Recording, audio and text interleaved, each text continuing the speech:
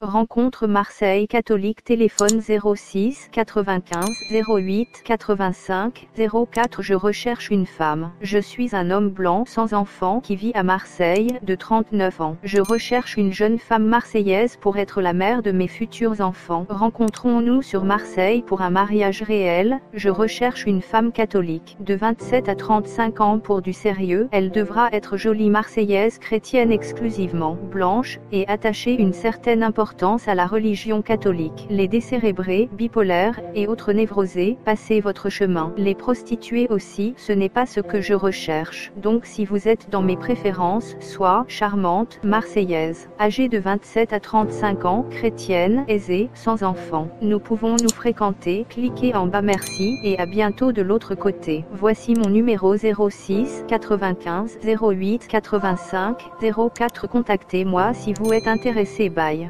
Contact sur Marseille pour les célibataires de la jante féminine exclusivement. Contactez à Marseille un bel individu, soyez au bras d'un beau parti, ça vous tente. Amour endiablé, ça vous tente sur Marseille, mesdemoiselles. Au cas où j'ai une histoire d'amour, qui pourrait durer plus ou moins longtemps, sachez que quand elle se clôturera, je reprendrai mon pianotage. Pour trouver une femme, car je veux trouver la bonne, coûte que coûte. Voyez-vous, j'ai le couteau entre les dents, et j'en ai plus qu'assez d'être solo. C'est vrai, je suis beau, charmant. Et j'ai du plomb dans la cervelle, mais je ne trouve personne. Sniff. Contact sur Marseille pour les célibataires de la jante féminine exclusivement. Donc j'ai pensé à Internet, car il est vrai que si on ne manie pas cet outil essentiel de nos jours, on est un peu dans la mouise. Aussi c'est vrai que je suis un peu timide, bien que je me soigne, il est vrai. Mais ce n'est pas trop facile de devenir un leader d'opinion, qui fait se lever les foules à la seule évocation de son nom. Contact sur Marseille pour les célibataires de la jante féminine exclusivement. Explication de la femme que je recherche. La personne que je recherche doit correspondre à plusieurs de mes critères que je développerai ensuite. Tout d'abord, il y a des critères physiques et / ou ethniques auxquels je ne peux pas et ne veux pas déroger. Je voudrais que la personne avec laquelle je partagerai mon chemin de vie soit de corpulence mince. Je veux que notre couple soit harmonieux. En ce qui me concerne, j'ai l'habitude de faire attention à mon physique et je souhaiterais que vous en fassiez de même. Comme vous l'avez vu, je suis plutôt bien fait de ma personne, je ne suis pas le seul à le penser, on me le dit aussi, et j'ai envie de vous trouver jolie. Dans un même souci d'harmonie, je voudrais que vous soyez avenante, enjouée, distinguée. Je veux me sentir fière d'être à vos côtés, autant que vous pourriez vous sentir fière d'être à mes côtés. Je sais vous allez péter les plombs quand vous me lirez. Bien que les mélanges soient souvent une source de richesse, en ce qui me concerne, je n'ai pas d'envie de métissage, donc je souhaite que vous soyez de type caucasien, c'est-à-dire blanche. Je veux que mes enfants me ressemblent, et moi, si vous avez bien regardé ma photo, je suis certes brun, mais je suis très blanc. Donc je veux que mes enfants soient aussi très blancs. Vive les chrétiens! Je suis de confession catholique et je veux que mes enfants soient dès leur conception baignés dans la religion catholique.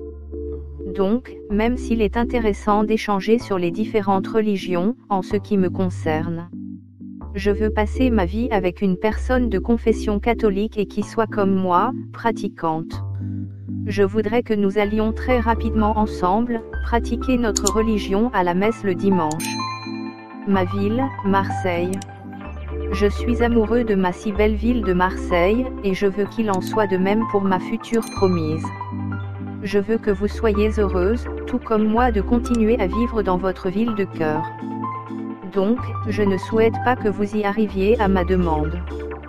Car il est très important pour moi que vous puissiez continuer à vivre votre vie sociale et familiale comme vous le faites déjà aujourd'hui. Mon souhait premier, c'est d'additionner nos 2 mois pour faire un harmonieux nous. Mon double féminin. Je pense que pour créer ou maintenir l'harmonie dans un couple, il faut se ressembler un peu, venir des mêmes milieux, avoir le même chemin spirituel, venir des mêmes lieux. Une culture commune, c'est pour moi la base d'une union réussie. On a déjà le même langage, les mêmes codes sociaux, c'est alors plus simple à vivre.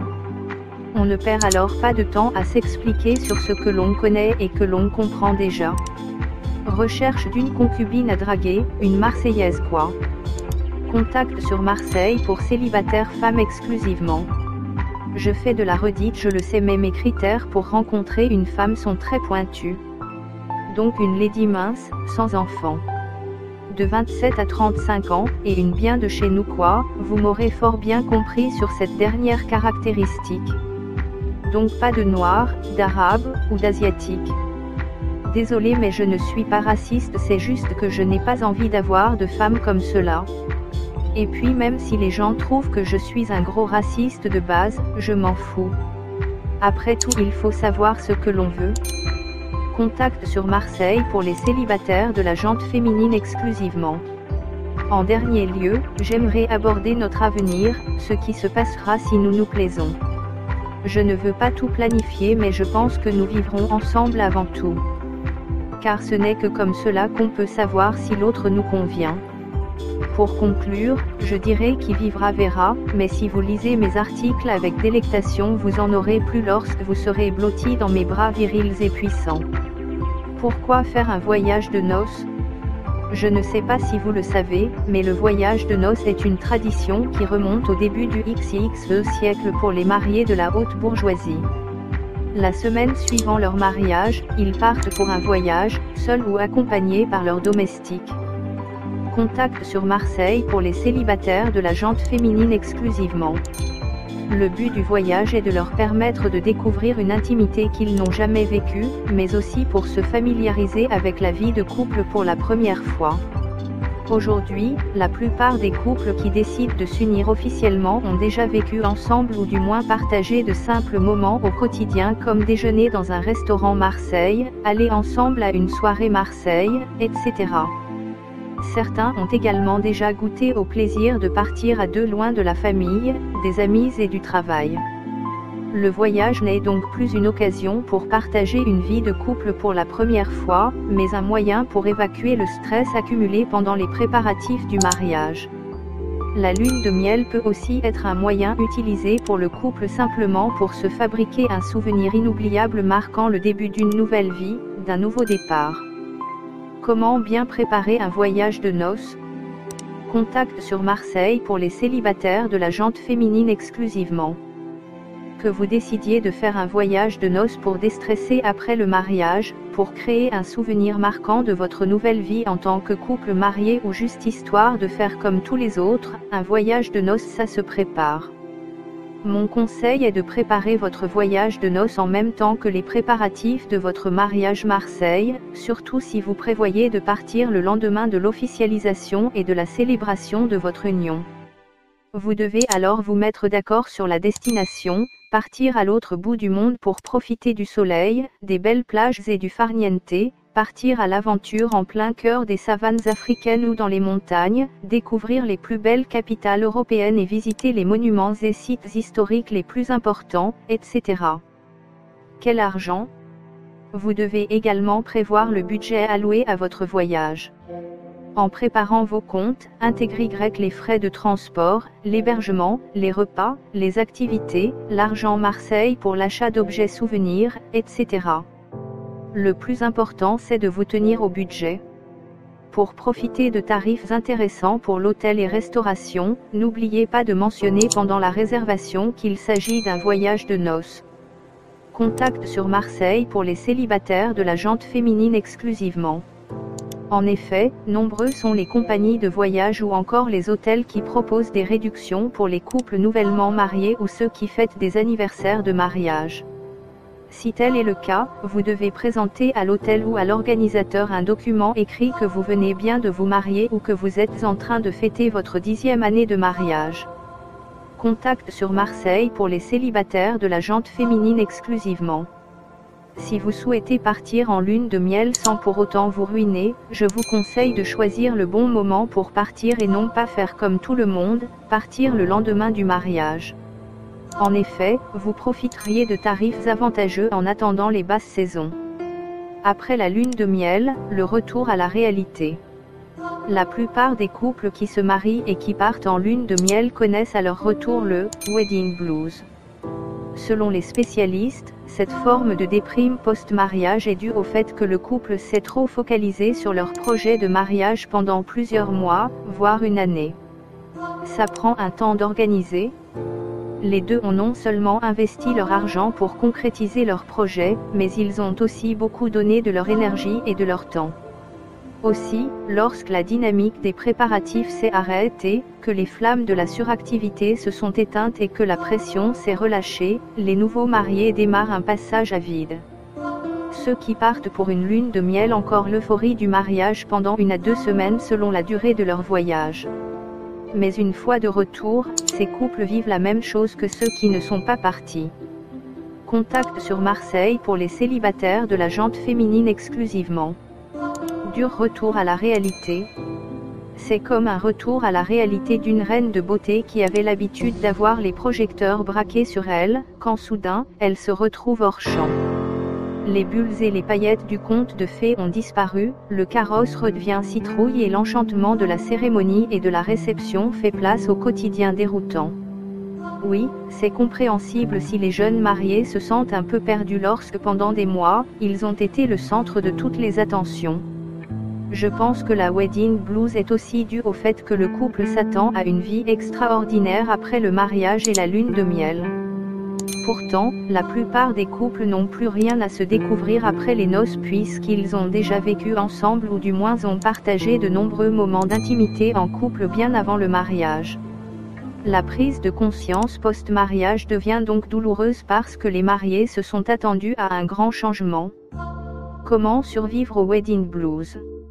Même si je suis encore un célibataire Marseille et que j'attends de faire une rencontre sérieuse Marseille qui pourra aboutir à un mariage Marseille, je pense que j'ai quelques idées sur les meilleures façons de surmonter la fameuse déprime post-mariage.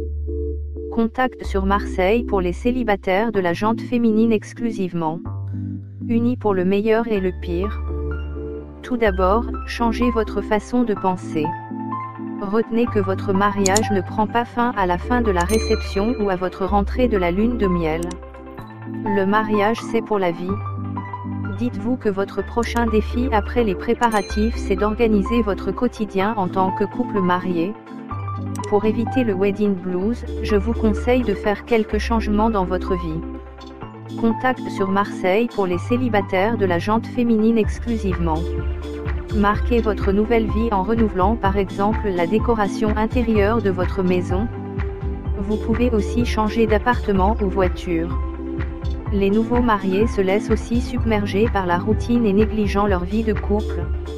Pourtant, n'oubliez pas que le jour du mariage ne doit pas être l'unique fois où vous devez mettre un peu de romantisme dans votre vie. N'attendez pas non plus un événement spécial à célébrer comme la Saint-Valentin ou l'anniversaire de votre rencontre pendant un speed dating pour passer une journée ou une soirée Marseille romantique. Autorisez-vous par exemple tous les mois à un dîner aux chandelles à la maison ou dans un restaurant Marseille. Décompressez. N'hésitez pas non plus à faire des escapades de temps à autre, comme un week-end à la plage ou à la campagne. Ce sont d'excellents moyens pour entretenir votre flamme d'amour. Contact sur Marseille pour les célibataires de la jante féminine exclusivement. Vous ne savez plus quoi faire après votre mariage et votre lune de miel. Pourquoi ne pas rattraper le temps perdu avec vos proches? Pendant les préparatifs, vous n'avez plus eu le temps de rencontrer votre famille ou de participer aux soirées entre amis. Il est maintenant temps de renouer avec vos proches en reprenant vos anciennes habitudes tout en restant conscient que vous êtes maintenant un couple marié. Enfin, si le projet de mariage vous a réunis et a permis de tisser un lien fort entre vous, pourquoi ne pas penser au prochain projet?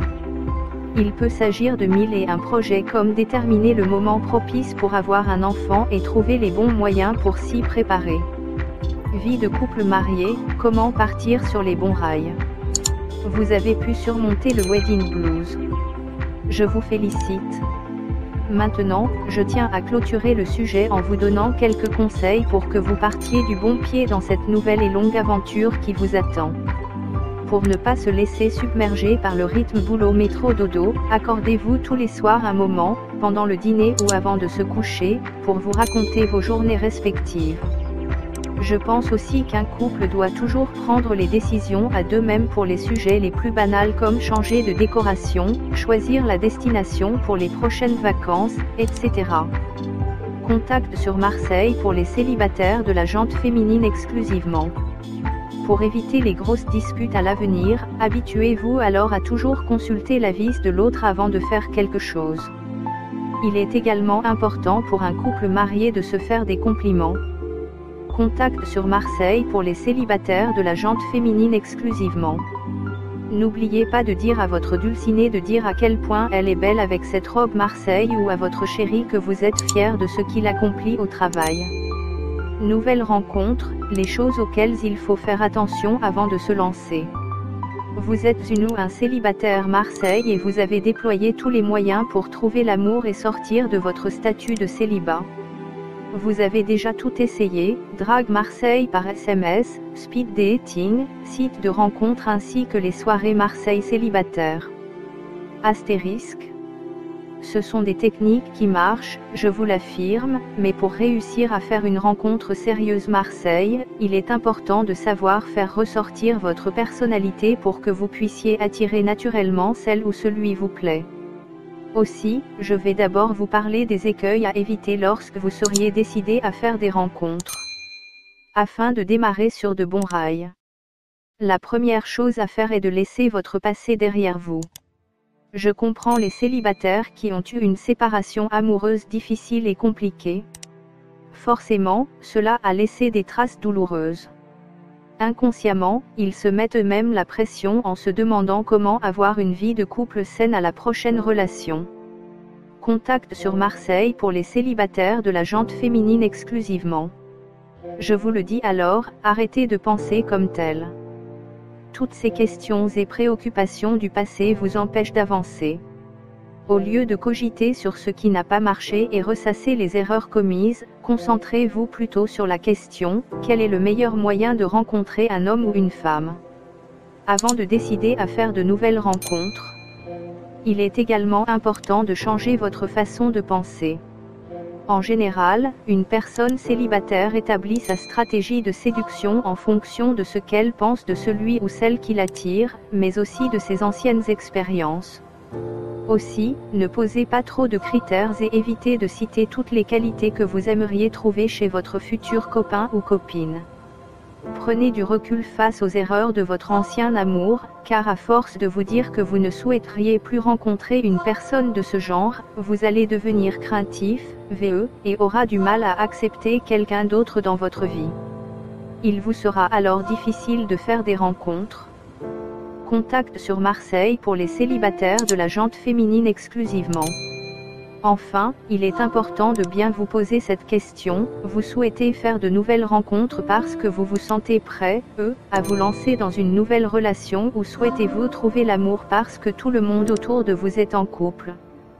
Pour moi, il faut être en couple pour les bonnes raisons et non pas parce que les éléments extérieurs doivent dicter l'avenir de votre vie sentimentale. Si vous projetez de faire de nouvelles rencontres pour de faire comme les autres, vous allez vous engager dans une future relation amoureuse qui ne vous correspondra pas. Lorsque vous allez vous en rendre compte, ce sera trop tard parce que vous risquez de faire souffrir celui ou celle qui est avec vous. Ou faire des rencontres sérieuses à Marseille. Être décidé, à faire des rencontres est une chose, mais savoir comment agir en est une autre. Peut-être que vous n'avez aucune idée sur le bon endroit où vous pouvez faire des rencontres sérieuses Marseille. Ou qu'au contraire, vous connaissez tellement d'adresses sympathiques pour sortir dans la cité phocéenne, mais que vous ne savez pas par où commencer et vous ne souhaitez pas prendre la mauvaise direction et perdre votre temps. Je vous suggère alors en premier lieu les sites de rencontres. Depuis quelques années, les sites de rencontres et les réseaux sociaux sont devenus les premiers moyens utilisés par les célibataires pour faire des rencontres amoureuses. Vous retrouverez sur la toile des milliers de sites où vos chances de rencontrer celui ou celle qui vous correspond sont importantes. Pour faire des rencontres, je vous suggère aussi de faire des sorties Marseille. Sortez de votre zone de confort et n'hésitez pas à participer aux différentes soirées Marseille avec vos amis, à sortir dans les clubs Marseille, etc., pour multiplier vos connaissances. Contact sur Marseille pour les célibataires de la jante féminine exclusivement. Vous pouvez aussi faire d'intéressantes rencontres en faisant des activités ludiques. Que ce soit en faisant de la randonnée en groupe, entrer dans un club de lecture, faire de l'acrobranche ou la tyrolienne, etc., vous pouvez aussi rencontrer votre moitié pendant vos hobbies. Toutefois, il est important de ne pas trop y penser. Détendez-vous, adonnez-vous à la pratique de votre activité favorite et restez naturel. Avez-vous déjà pensé à faire une rencontre dans l'entreprise dans laquelle vous travaillez? Oui, il est possible de trouver votre moitié au travail. À partir d'aujourd'hui, soignez votre apparence lorsque vous allez travailler. Soignez votre coiffure et votre look pour être séduisant.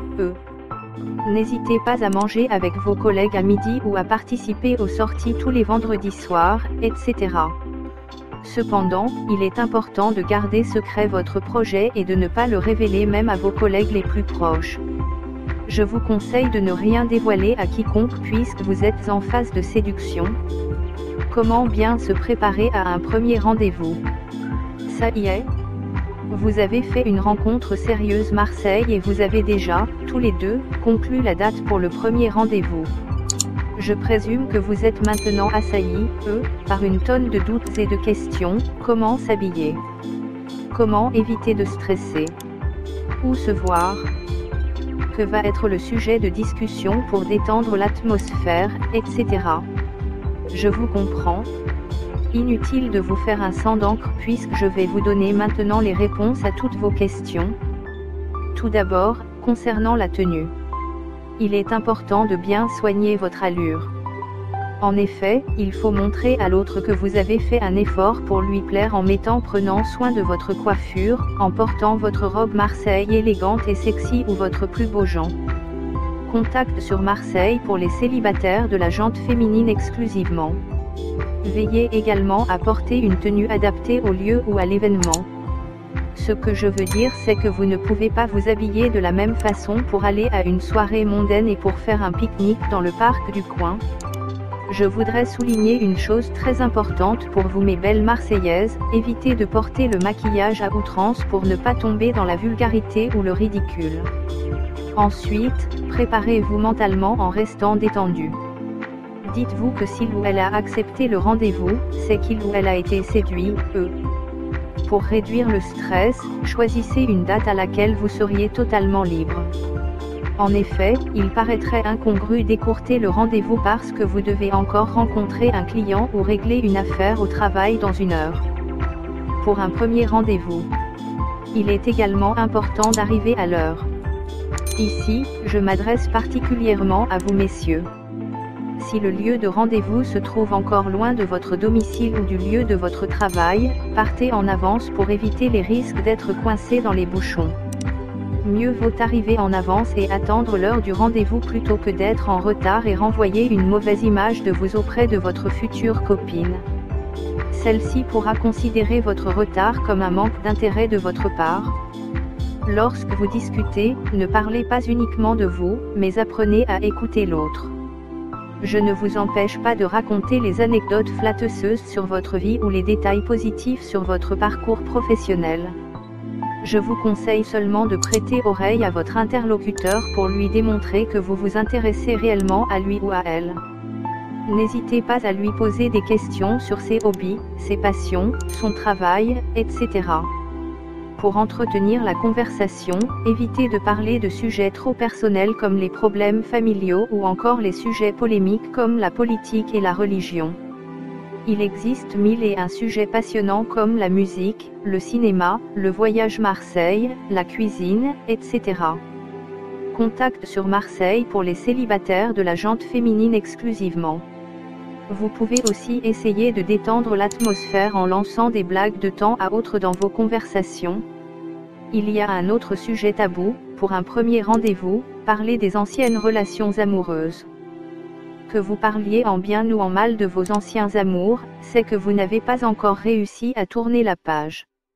Aussi, les histoires d'ex sont de vrais tue-l'amour. Un premier rendez-vous est un moment pour apprendre à mieux se connaître. Un moment privilégié pour déterminer si ça va marcher ou non. Bref, les fantômes du passé n'ont pas leur place pendant ce premier moment d'intimité pour un futur couple. Enfin, ne cherchez pas à tout prix à conclure le rendez-vous par un baiser. En forçant la main de l'autre, vous risquez de lui faire fuir. Se prendre la main ou s'embrasser viendra naturellement, je vous le garantis. Cliquez ici maintenant.